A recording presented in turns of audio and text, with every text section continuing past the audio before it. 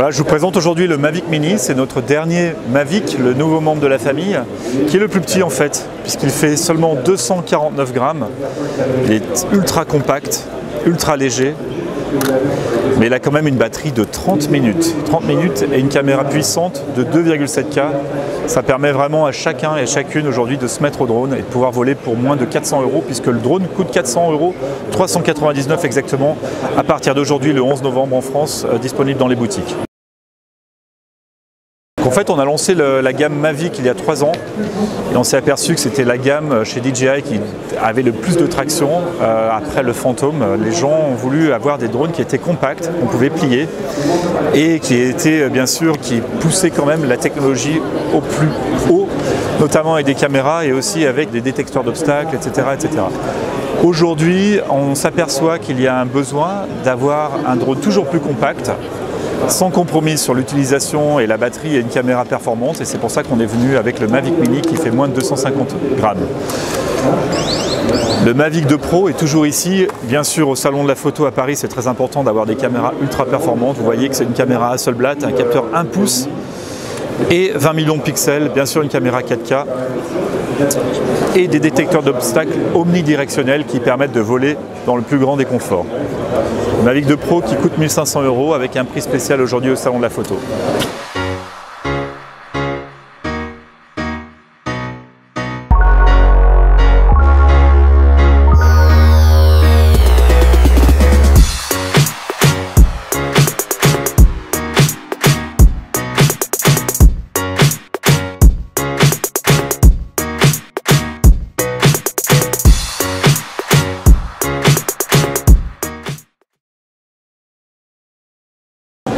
Donc cet automne 2019, nous présentons aussi la 3e version de l'Osmo Mobile 3 qui a connu un grand succès depuis les 3 ou 4 ans qu'elles ont été lancées. Donc c'est le stabilisateur de poche, pas vraiment de poche mais en tout cas pour votre smartphone. Là j'ai le smartphone et le retour de la gâchette. Beaucoup de fonctions améliorées, une autonomie de 15 heures aujourd'hui qui vous sert même de powerbank. Vous pouvez aujourd'hui plugger votre téléphone en même temps.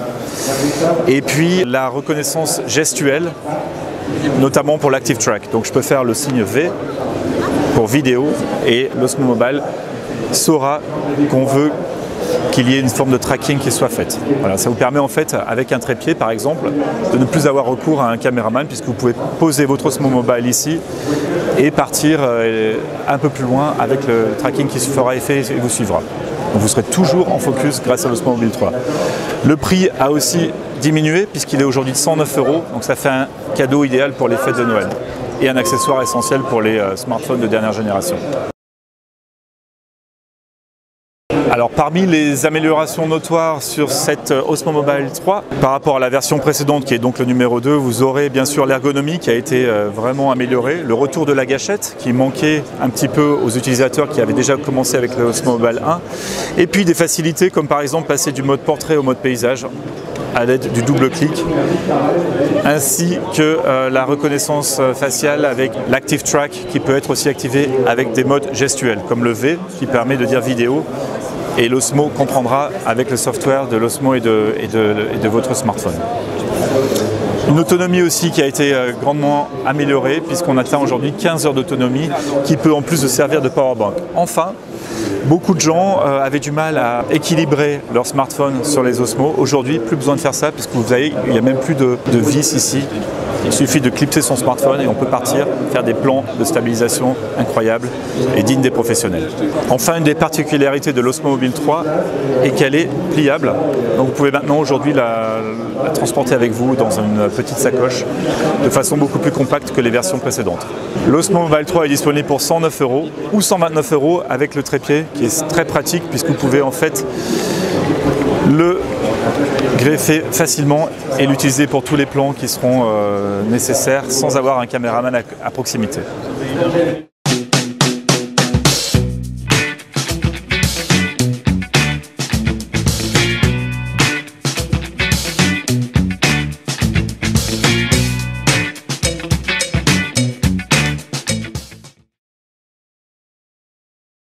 Donc le Ronin SC, ça va être le dernier né dans notre gamme de Ronin et de stabilisateurs pour caméra.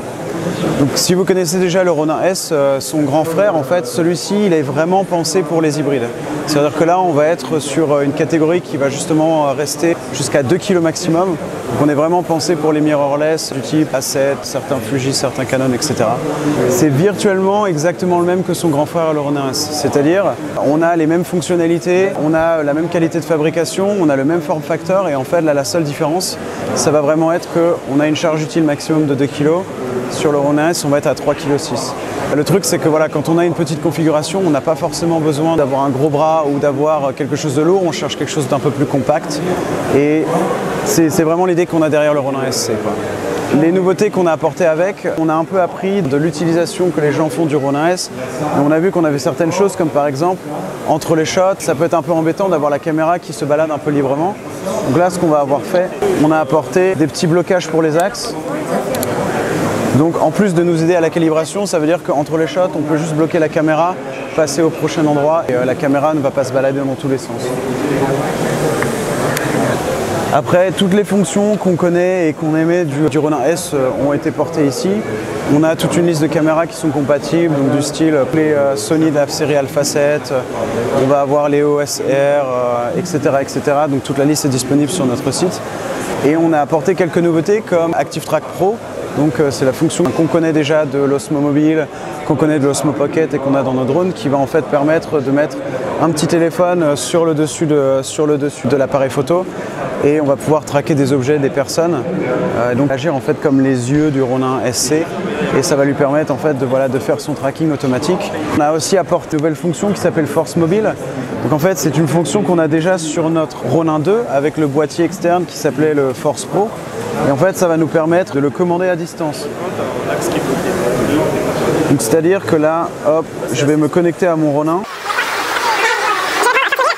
Voilà, c'est ça. Donc voilà, via l'application, c'est exactement la même. Elle a été un petit peu refondue justement pour qu'elle soit un peu plus intuitive, un peu plus rapide à utiliser. Et on va aussi pouvoir, par exemple, prendre le contrôle à distance. Donc ça peut être pratique si on fait un time-lapse ou si on l'a sur un trépied au milieu d'une foule ou qu'on a vraiment besoin de le laisser un petit peu au milieu et d'avoir un peu l'accès à distance. Ça va être super pratique. Et on va effectivement aussi avoir Force Mobile. On va justement pouvoir utiliser l'accéléromètre du téléphone pour vraiment le contrôler à distance. Ça peut être super pratique si voilà, on le met sur un rack avec le téléphone, le retour vidéo et on va justement pouvoir contrôler la caméra pendant qu'on aura quelqu'un qui va pouvoir se déplacer avec, quoi. Ces fonctions-là qui sont nouvelles avec le Ronin S, on va les avoir mises aussi sur le Ronin S via une petite mise à jour du firmware du Ronin S. Donc c'est vraiment, on ne parle pas ici d'entrée de gamme et de milieu de gamme, mais c'est le même produit qui va être adapté pour des boîtiers plus petits ou des boîtiers plus gros.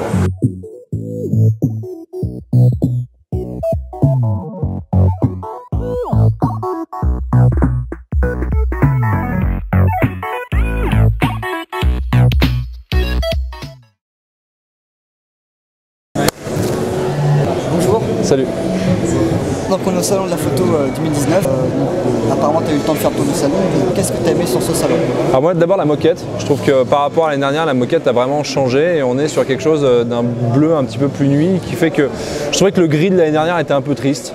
Et là on est sur un truc un petit peu plus joyeux. Voilà. Donc ça c'est la première chose que j'ai remarqué. La deuxième, c'est au niveau de l'éclairage des stands.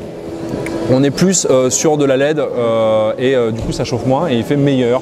Il fait moins chaud que l'année dernière, ça c'est un deuxième point que j'ai réellement pris en compte sur le salon de la photo. Le troisième, et c'est pas le moindre, il y a moins de stands de fabricants et plus de stands de photos et de présentation de choses. Alors ça veut peut-être dire que finalement ils n'ont pas réussi à le remplir avec des fabricants ou alors qu'ils ont essayé de mettre l'accent sur la création et la photographie. Si tu voulais me parler de matériel, Oui. hein, c'était ta question? Ok. Donc en termes de matériel, je trouve que Siryu, qui était une marque qui faisait des pieds et des monopodes, ont sorti une petite optique anamorphique aux alentours des 500-700 € pour micro 4 tiers APS-C. C'est sympathique. J'aime aussi ce que Nikon propose en photo vidéo avec la sortie du 0,95 56 mm Nikkor avec une bague qui est full manuel et un barillet de 300 degrés. C'est une optique qui est réellement pensée pour la vidéo.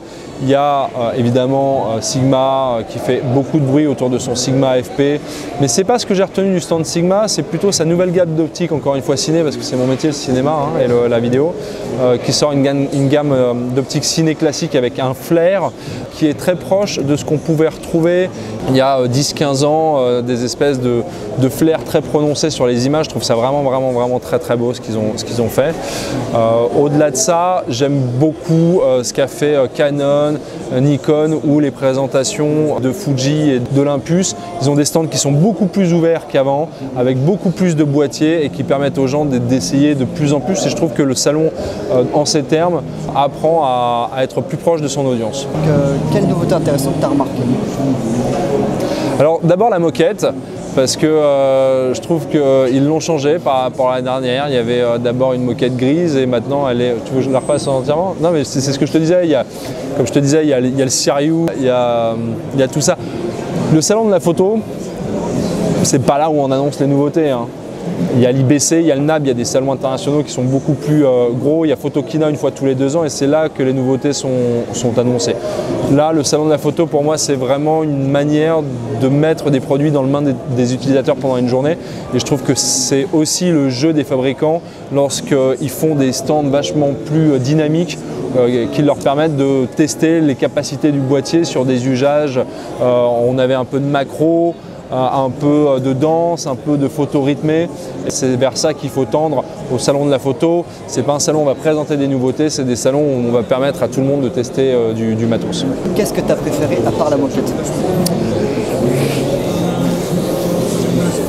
C'est malheureusement, moi je travaille depuis 6 mois sur le Nikon, le Z6. J'ai appris à dompter sa colorimétrie et c'est vraiment avec Nikon aujourd'hui et au salon de la photo que je suis venu bosser. Le 0,95 de 56 mm, c'était une belle rencontre puisqu'il est arrivé il y a quelques jours en Europe pour le salon de la photo et c'est pour moi mon gros coup de cœur. C'est une optique qui vaut excessivement cher, on est aux alentours de 9 000 €. Donc c'est pas pour tout le monde mais c'est pour moi la plus belle chose que j'ai vue ici. D'accord, merci beaucoup. Ça te va ?